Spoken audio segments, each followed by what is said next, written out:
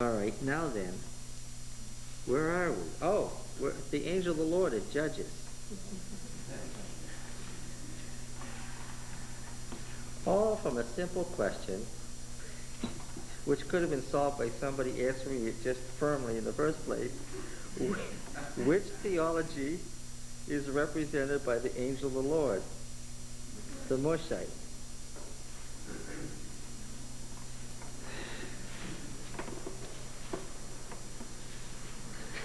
Now,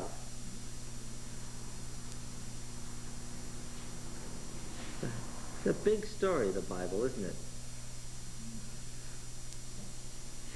it? Mrs. Christoph said one morning in Sabbath school, such a big story. It's true.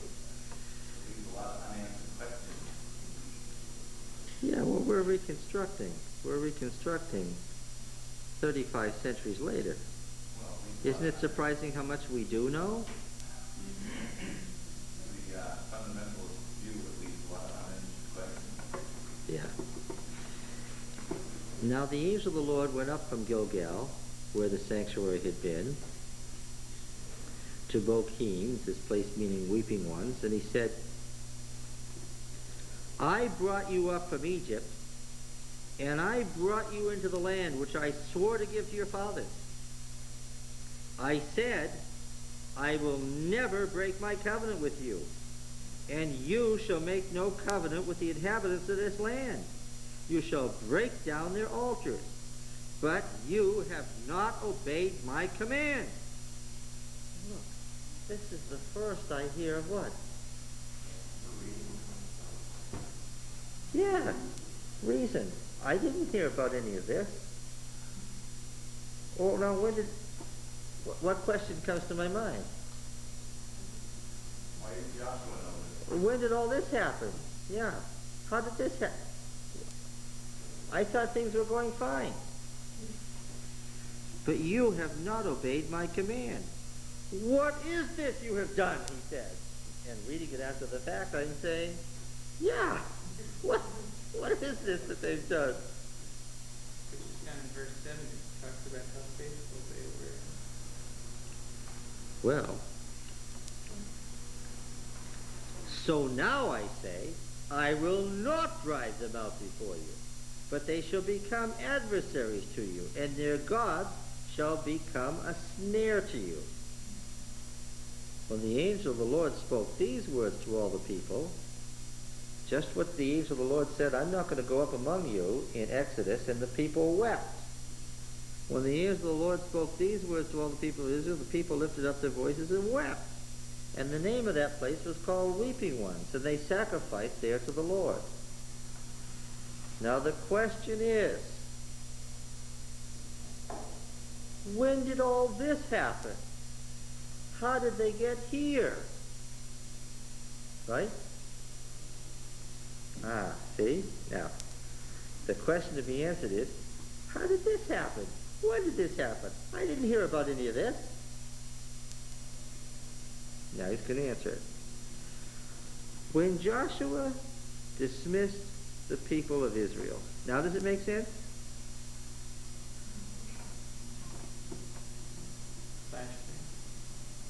He's got to do what? He's deliberately led us up to the point, we're the hearers. He's deliberately led us up to the point where we have to have what? An explanation. All the way along I've had this problem. I still don't know why Joshua didn't conquer the whole place in his day. But I now have some idea of what's been going on in chapter 1. Now he's going to take me back over this territory in chapter 1. And where is he going to start from? His starting point is the day Joshua dismissed the people from the covenant ceremony, when they promised to put away foreign gods, which is why it was at the end of the book of Joshua. It's why he transferred it out of Joshua 8 and put it where he did. Because, of course, he put it at the last chapter of Joshua to anticipate this.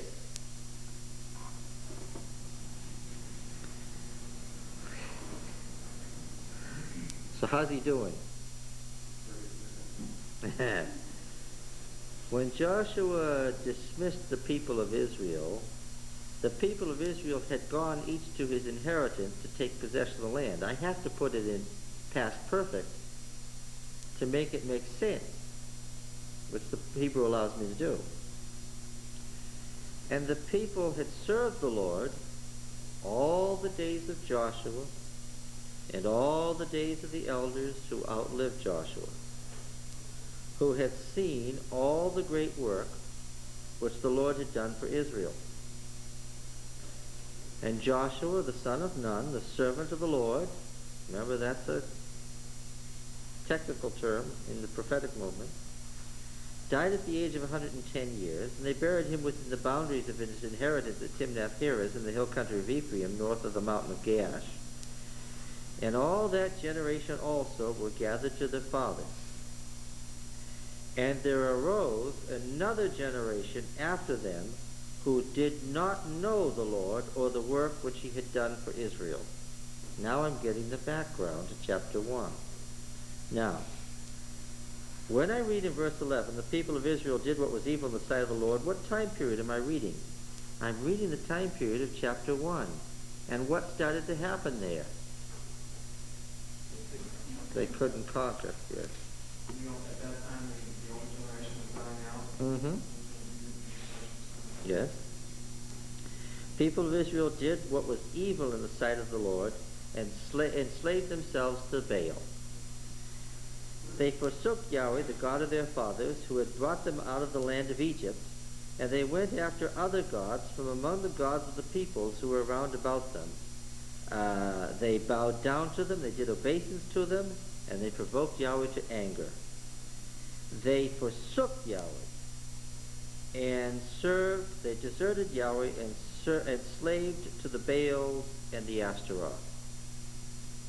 And Yahweh became enraged against Israel, and he gave them over to plunderers who plundered them and sold them into the power of their enemies round about, so that they could no longer withstand their enemies.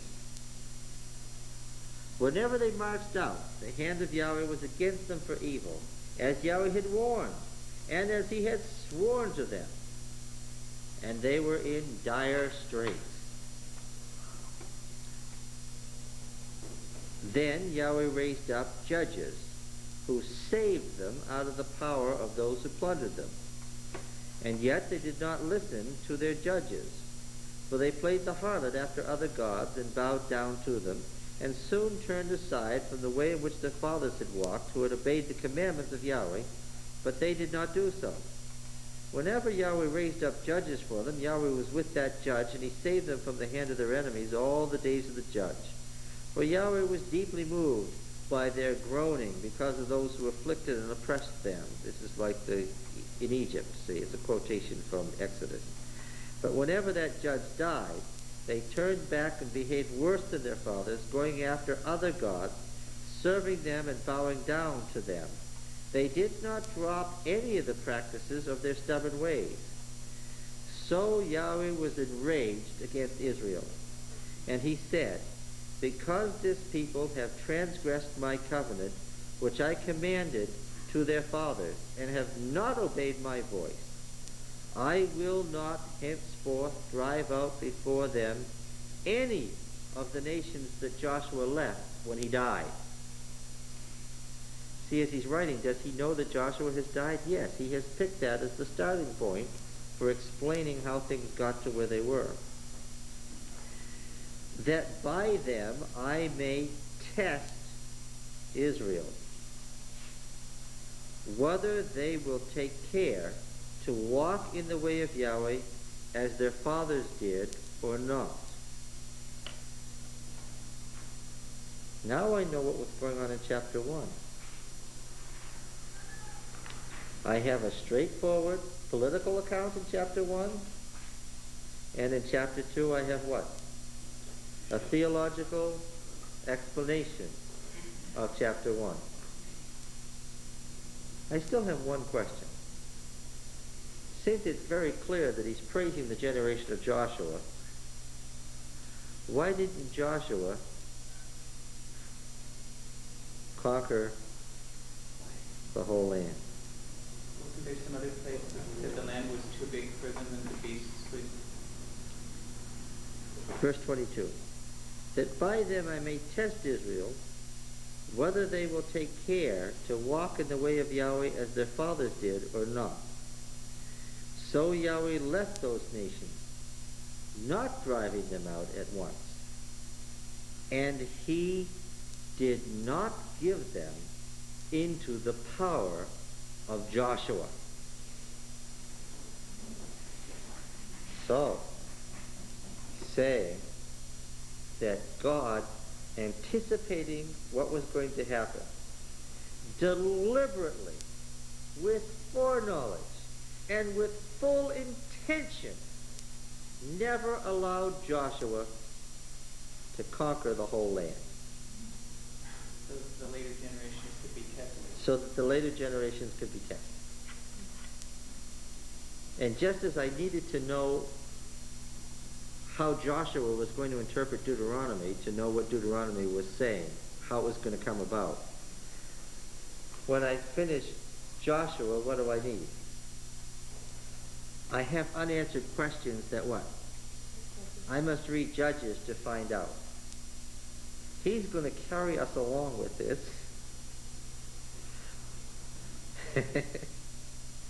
He's going to continue raising questions all the way where? Down to, we're going to be reading the end of 2 Kings. Okay, so obviously this verse 23, we have to have stars and arrows and circles and underlinings and exclamation points and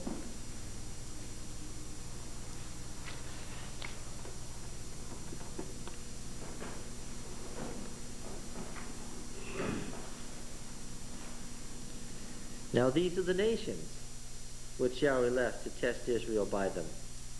That is, all in Israel had no experience of any war in Canaan. It was only that the generations of the people of Israel might know war, that he might teach war to such as at least had not known it before. These are the nations: 5 lords of the Philistines, all the Canaanites, the Sidonians, the Hivites that dwell on Mount Lebanon, from Mount Baal Hermon to the entrance of Hamath. They were for the testing of Israel, to know whether Israel would obey the commandments of Yahweh, which he commanded their fathers by Moses. So the people of Israel, there's two explanations there: the need for war and the test as to whether they would go to war. So the people of Israel dwelt among the Canaanites, Hittites, Amorites, Perizzites, Hivites, and Jebusites. They took their daughters to themselves for wives, and their own daughters they gave to their sons. And they served, they slaved to their gods. Well, now, what has happened to time in this chapter? What has happened to time? And he does this a lot. What had been our schematization of time up to this point?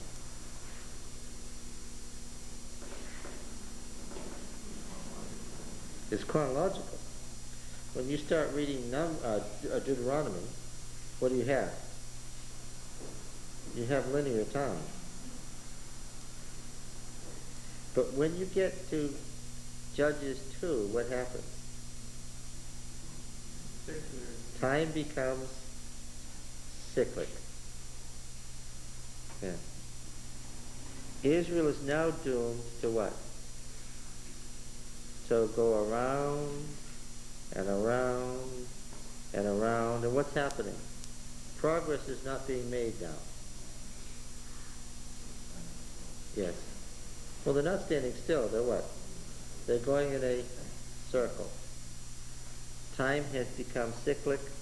They're doomed to repeat the cycle again and again and again. What?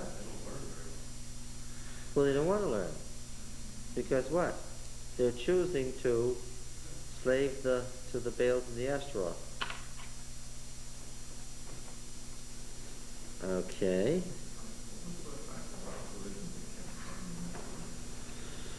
Well, they promised fertility, which was the great need of the Hebrew tribes. They needed to become more numerous. They needed enough kids to till that stubborn mountain soil and to fell those forests and to expand into the valleys. It was a nature religion which everybody else believed in. All their contemporaries believed it. Monotheism was odd. Yahweh was a jealous God. It was a sexual religion. Oh, there were lots of things.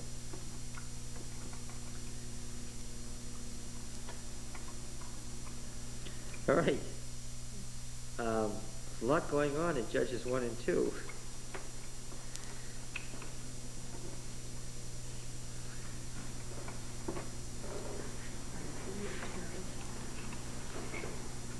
You understand now that Judges 1 and 2 cover the same period, right?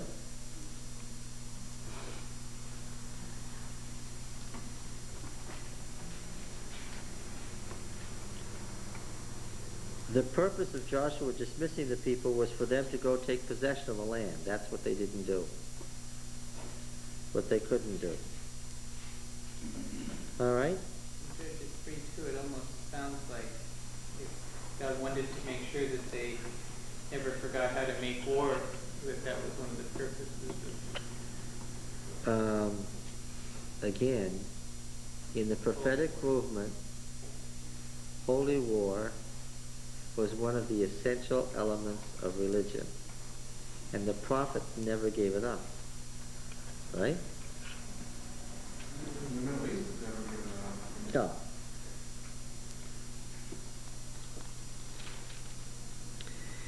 No. All right.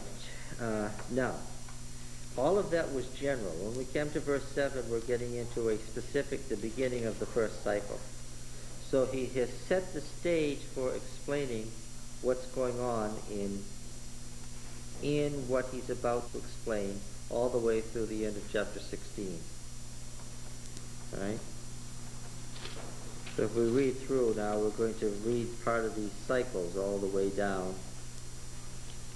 In chapter 17 of Judges, we have a series of appendices that don't have anything to do with the book of Judges per se, that are just some illustrations of why you need a king. But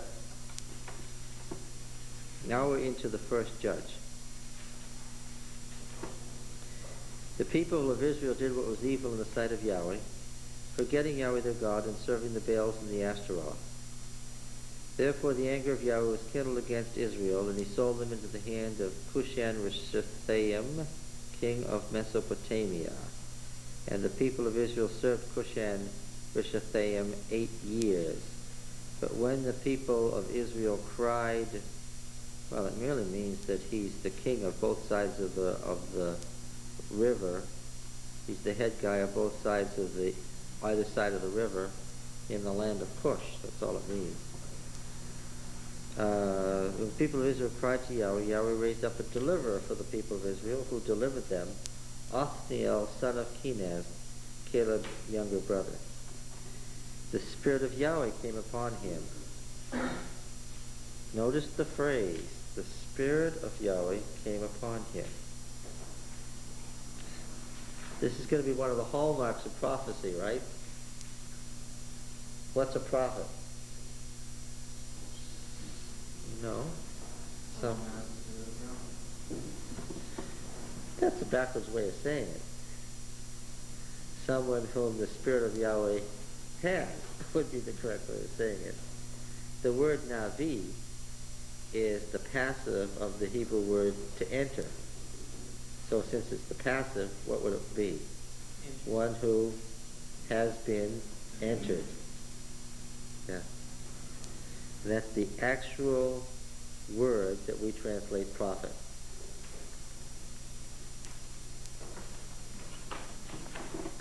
All right. Does that mean that the judges were prophets? That means that the judges were judges. Again, what did judgeship include? prophets and kings. Prophecy and kingship.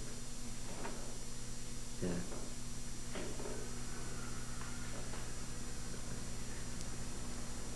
The Spirit of Yahweh came upon him, and he judged Israel. The judges aren't called judges, they are called leaders. Sometimes we have Nagid, military commander. 8 of them are said to have judged Israel, using the verb, as we do here. That's where we get the noun. Why do we call them a judge? Because 8 of them are said to have judged Israel. Or in chapter 2 or 16, it used the word judges and we show. Yes.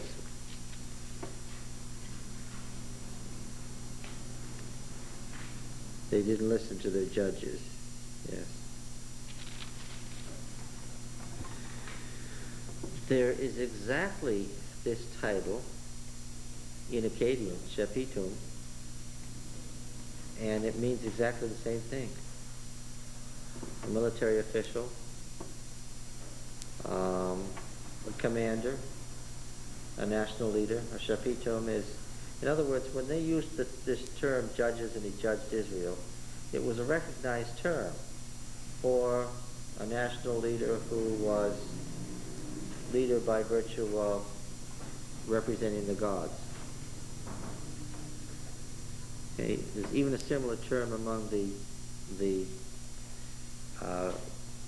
religious leagues of the Greeks. And of course, this was probably a league office. When the two leagues came together, where were the two centers of the two leagues? Check. Well, not Shechem. No, that wasn't the league center of the northern kingdom. Where was it? Shiloh. And Bethel was also the northern kingdom. You know better than that. What was? Hebron. How do we know it was Hebron? Other than it's mentioned as the most important city in Judah, other than it was David's capital for 7 years, how do we know it was Hebron? Because the city name means League City. That's right. And as I said the last time, only 2 weeks ago, a city named League City gives you a really big hint. All right. So what this judge was probably it may even have been an elected official who was the leader of the tribal league at any given moment. And it probably rotated among the tribes. In other words, it was a regular official. Othniel would have been from the Southern League, obviously. Othniel represents Judah, right? Yes. Now, after all this introduction, how we get from Joshua to Othniel, is there any other record about him? The Chronicles of Samuel? No. That's it. Nope. There's no other record of most of the people who are mentioned in Judges. But that's enough, because the Deuteronomic historian is telling us there was an unbroken line in succession of prophets like Moses, from Moses to me. Yeah, that's pretty clear. That's written in between the lines on every page. Okay. That's what I have a question about. Okay. So when they had the rest 40 years, then Othniel died, and the children of Israel did evil in the sight of the Lord again. So who was the judge then? Or they're waiting for one? Well, there could have been a judge elected every year, but he would not have been someone, or she, who had the Spirit of God come on him or her. What? That's what I'm trying to get the unbroken line from them to be. Oh. Sounds more like a dash. yes. He would have said there was judgeship all along the way, and that the Spirit of God used the judgeship only as necessary. The fact that, for instance, when they were doing evil and they didn't listen to their judge, as the text that he pointed out earlier, they didn't listen to their judge. There was someone there, but that God was going to let them get into good affliction before he sent charismatic power on the judge to save them.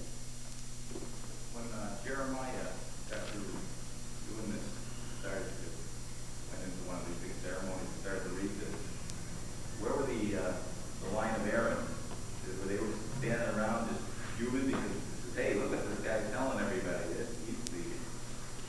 As long as Josiah was alive, Jeremiah and the other Deuteronomists had nothing to worry about. Were there still Aaronites, the priests around? They were just fuming over there saying, this guy is...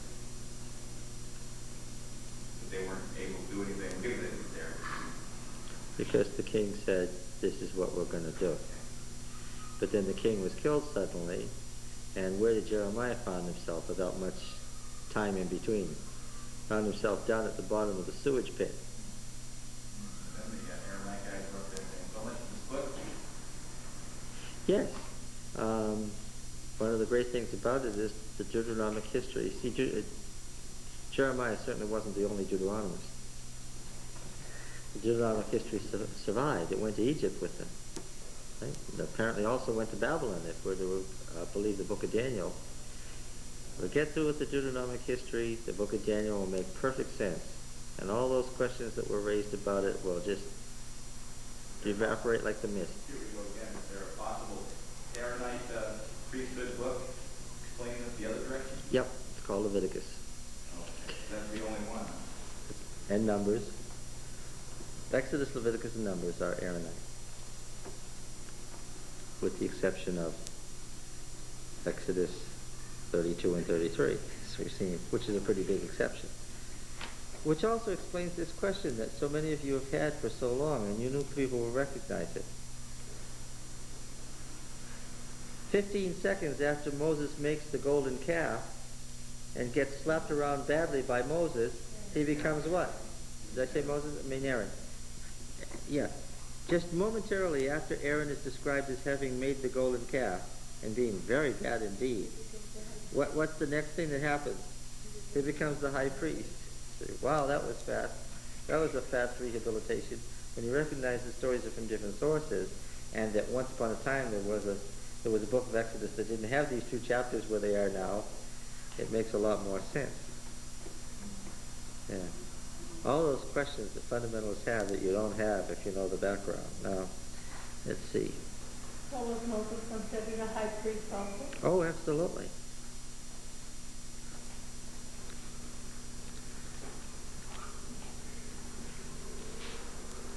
Let's go back to Deuteronomy 33.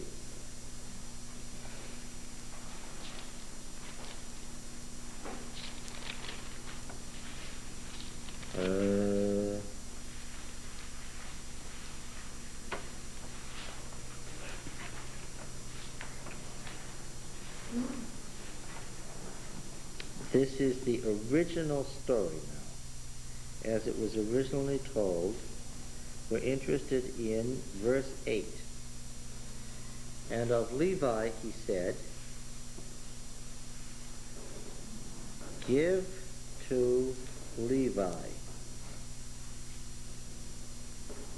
thy Thummim and thy Urim, to thy godly one, singular. The problem is that the Hebrew doesn't say give to Levi, it says give to him. So the passage originally read, said this: give to him thy Thummim and thy Urim, to thy godly one, whom thou didst test at Massah, with whom thou didst strive at the waters of Meribah. Okay, now let's go back to Exodus. What? It has to be Moses, of course. That's what we're coming to. When we go back to Exodus, the person who was tested at Massah and Meribah was Moses. What's unusual then about the statement in Deuteronomy 33? In its current context, it refers to whom? It refers to Levi, the tribe. But in its original setting, it has to have been written about Aaron. Are you with us? No. Okay. Let's see if we can find these passages. Where's the story of Massah and Meribah?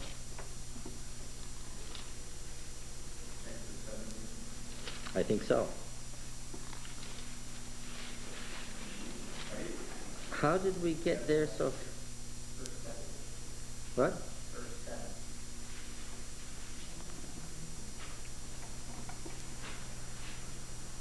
Yes, but that's not the part I'm interested in. All the congregation of people of Israel moved on from the wilderness of sin by stages, according to the commandment of Yahweh, and they camped at Rephidim. That's one of the priestly headings, right? They found no water for the people to drink. Therefore the people found fault with Marjorie? Moses said, give us water to drink. Moses. And Moses said to them, why do you find fault with me? Why do you put Yahweh to the test? People thirsted for water. The people murmured against Moses, said, why did you bring us out of Egypt? To kill us and our children, our cattle with thirst? So Moses cried to Yahweh, what shall I do with this people? They're almost ready to stone me. Yahweh said to Moses, pass on before the people, taking with you some of the elders of Israel. Take in your hand the rod with which you struck the Nile, and behold, I'll stand before you there at the rock at Horeb. Where did this happen originally, in its original setting? Where did it happen originally, in its original setting? At Horeb, which is what? The sacred mountain. Well, in E, there's no mountain. I have to warn you that this is from E, and E never said it was a mountain. Who said it was a mountain? P said it was a mountain. Okay. And you shall strike the rock, and water will come out of it, and the people drink. And Moses did so in the sight of the elders of Israel. And they called the name of the place Massah. The and Meribah is really an insert. We shouldn't really put that there, because the fault finding of the children of Israel, because I put them to proof by saying, is Yahweh among us or not? We find a similar story in the book of Numbers, do we not? And where is that found?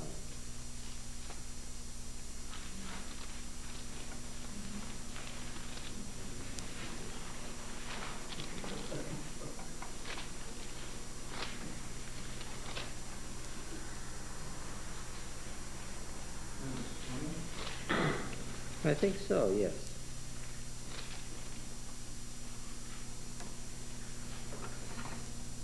Now there was no water for the congregation, and they assembled themselves together against Moses. What do you find interesting here? The phrase, it doesn't, and against Aaron. It's clearly in addition. The people contended with Moses, saying, would that we had died when our brethren died before Yahweh. Why have you brought this assembly of Yahweh into this wilderness, that we should die here, both we and our cattle? Why have you made us come up out of Egypt to bring us to this evil place? There's no place for grain or figs or vines or pomegranates. There's no water to drink. Then Moses and Aaron went from the presence of the assembly to the door of the tent of meeting and fell on their faces. This is which tent of meeting? The glory of Yahweh appeared outside, yes. And then Yahweh said to Moses, take the rod and assemble the congregation, you and Aaron your brother, tell the rock before the rise to yield its water. So you shall bring forth water out of the rock for them, give the place for the congregation. Moses took the rod as Yahweh commanded him. And Moses and Aaron gathered the assembly together before the rock and said to them, hear now, you rebels, shall we bring forth water for you out of the rock? And Moses lifted his hand, struck the rock twice, water came forth abundantly, the congregation drank. Now he said to Moses and Aaron, because you didn't believe me, and so forth, these are the waters of Meribah. In both stories, who's the actor originally? Moses.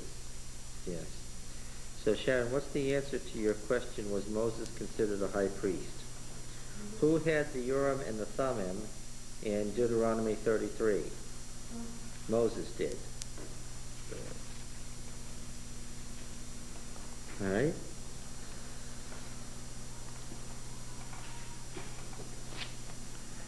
Okay. Back in Judges.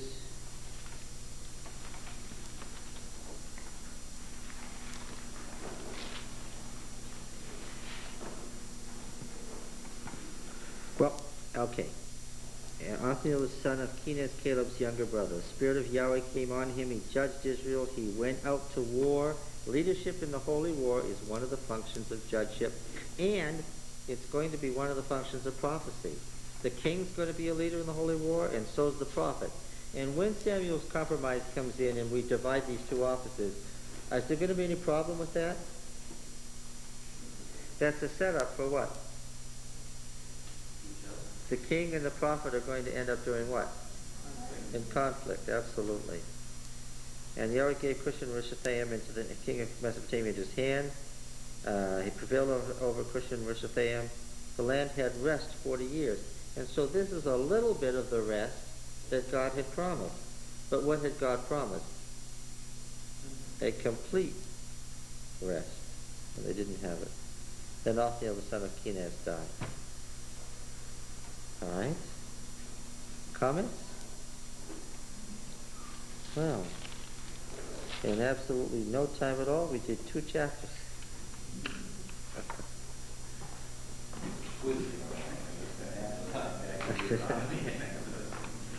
Yes.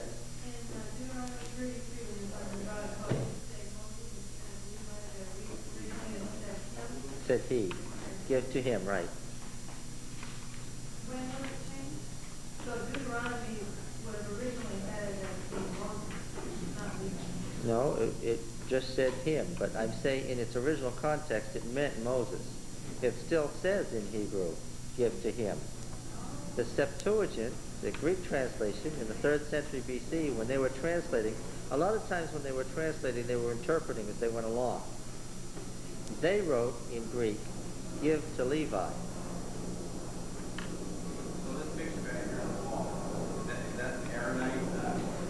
That's an Aaronite one. To be fair, we should have a Mushite tenant meeting outside the camp over here. And the Aaronites would have been delighted with Seventh-day Adventism. They would have been just wonderful to think that there'd be millions of people later on studying the sanctuary who didn't know a thing about the Ten of Meeting. In mine it says, and of Levi he said, let thy Thummim and thy Urim belong to thy godly man. To thy godly one, okay. It doesn't mention. It doesn't mention Levi in that second line there. Just in the heading of Levi he said. And of Levi he said. Which is the heading, right. And in my translation, the next line reads, give to Levi. But there's a footnote that explains to me that it is not, that the Hebrew doesn't say give to Levi. Yeah. So your translation is correct. Mine, which is the RSV, is made it up. Caiaphas, which line? Zadokite. Sadducee. Good question. Which line? A Sadducee. Sadducee is just the Greek word for Zadokite. A Zadokite. David's 2 high priests were Zadok and Abiathar. Which was Zadok? Aaronite. Yes, you do. Abiathar means Abi-Yether. My father is Yethro, right? So if Caiaphas was a Sadducee, which line? He was a direct descendant of Aaron because he was from Zadok. Yes.